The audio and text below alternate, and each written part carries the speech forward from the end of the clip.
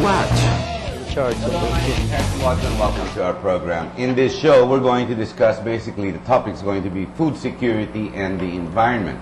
Being a Friday, we always ask Gil Santos, Professor Gil Santos, to sit with us, and the issue being more on environment, biodiversity, now the new word biomimicry.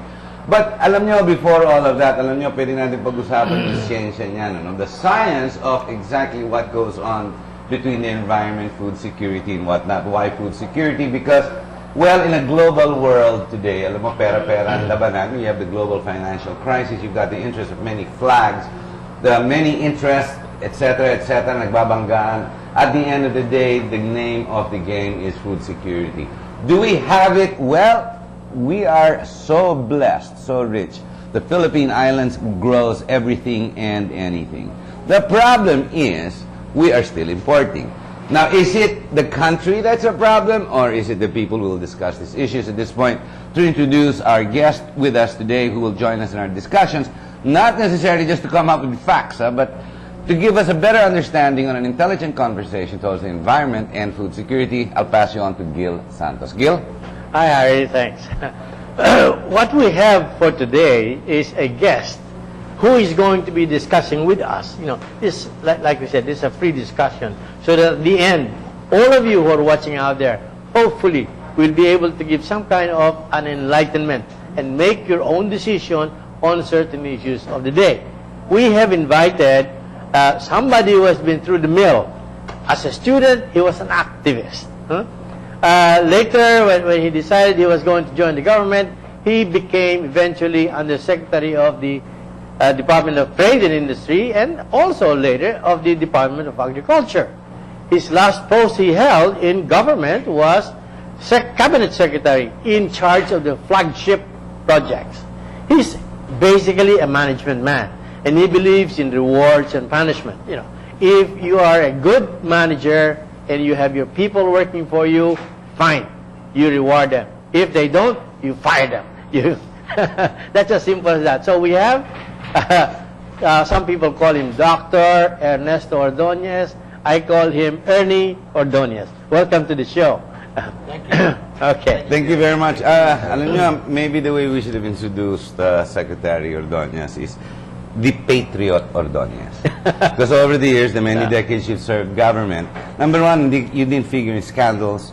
You didn't figure in any other issues. You have not scandalously enriched yourself, if anything, that you were complaining. Your family, now that you are even being promoted to the new government. Ayon ang pamilya mo, 16 years of poverty is enough. But a patriot, no less. And thank you very much for all the work you've given our country. And that's exactly what we're trying to do in GINA and present all these What issues. we're doing here, Ernie, really is trying to discuss the issue. And the foremost issue now that we see, I coming from the, and you've been to the organization, the Center for Philippine Futuristic Studies, you know, is what are the people, how many people are we going to be by the year 2013? By that time, we would have breached the 100 million mark. And therefore, we are going to have some kind of problems, which is primarily, we believe, food security. Because do we have a problem there? Kayo, Secretary, may problema ba tayo sa food security pagdating sa Pilipinas? Definitely. As a matter of fact, we saw this very obviously when we didn't have enough rice we imported, and the price skyrocketed for rice. And it stayed up there until now. We're in trouble. So when we used to be a net exporter of food, we're now a net importer, and we're the biggest importer of rice in the whole world. Why so has that, security? Secretary, how has that happened? We have the land, we are rich in natural resources. The technology actually came from us. We're the ones who exported this technology to our Southeast Asian neighbors. Is it because Vietnam really has, because the Mekong River, they have a natural irrigation system? But over the last 50, 60 years, surely we should have improved our irrigation. Instead, in the north, ang nangyayari, it's a one crop a year. Inaantay pag umulan, tapos nakatingin lahat, nakabilad doon sa araw. Pagdating ng ulan na, tanim tayo. After that, wala na naman, nakagano na naman. What happened? Ano po nangyari? I have my own opinion, and it relates to what you've discussed, my management orientation. It has been a problem of poor governance.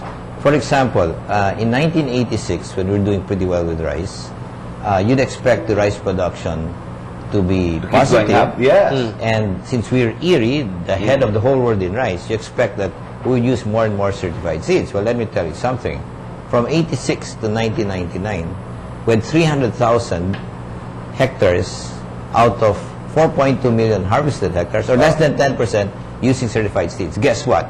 In that 13 years, they didn't increase hectares, even 1 hectare, whereas other countries were borrowing from Erie. We Yeah. were flat. Then Senator Angara came, and he said, this is ridiculous.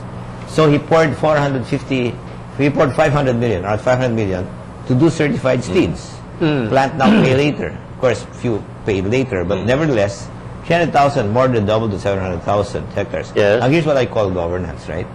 When I came in, Senator Angara had just left, and the budget of 500 was cut by 100 million. So they said, aha, the 700,000 hectares should now go down to 600,000 hectares. You know, be proportional. I said, no, we'll double it. How on earth can you double it when you just cut the budget by 100 million? You double it through management, right? All you do is monitor them, reward them. Proper management. Yes, right. So you know what? We doubled it from 700 But why to would 1 even- billion. You were able to do it. Yes, through management, with less money. But With why less would money. government even reduce the budget and you know the support? I don't understand that. When we know that food security is the name of the game anyway. Well- when you say governance, so we're saying the last all the way back to Marcos and even before that, lahat sila, they all failed then. Actually, they never give agriculture its proper due. For example, when I left, it was 16 billion. Diba?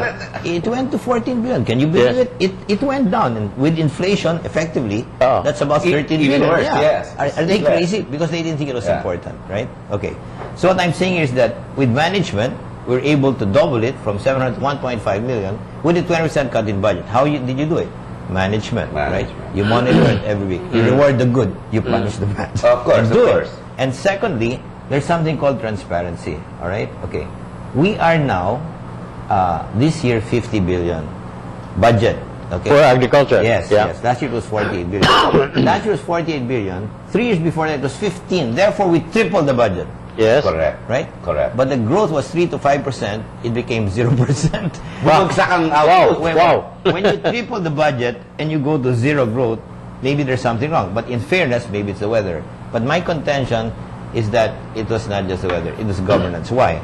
You see the budget, when you triple it like that, see 48 billion, the farmers clamored to follow the law. The law says that there's a group, private sector and government, that's supposed to monitor the budget to make sure it's not corrupted with scams and scandals. And in addition, if they're there, they can make sure it goes to real projects, not fertilizers in Manila. Correct? Okay, fine. All right. Scams. What happened? They didn't call a meeting. For 1 year and 3 months, at the time when you must look at the budget, they refused to call the meeting. Was that the time Jok Bulante scandal came in? No, Jog was even before that. Before that. Before that, Okay. right? Hindi lang naging priority, Gil. Okay. So you would have thought that with those scandals, you'd watch a budget, but they refused to call a meeting, right? I mean, that's something, right? Finally, we asked for a meeting. After 1 year, 3 months, we went to the... I'm also a columnist in the Inquirer, right? Yes, I wrote about it, etc. Finally, they called the meeting. They called 2. They didn't discuss it. And then we waited for the next. There was no meeting at all. So my own opinion is this. Government must work with the private sector for 2 reasons. Number 1, if the private sector is watching, government cannot be too corrupt because the private sector is watching. And number 2, government does not know all the problems in the country. As a matter of fact, they're very good at administrative, but to define the problem, they need the people themselves to feel the problem, to state the problem and offer solutions. If they do it all by themselves, corruption comes in and there's money spent, if not corrupted, to the wrong way. In this case, Ernie, who did not want to work with the other? Was it public officials or the government didn't want to work with the private sector, or the private sector didn't want to work with government? Which did one? not want to work with the private sector. Ah, I gave alright. a formal suggestion. I said, bring the Management Association of the Philippines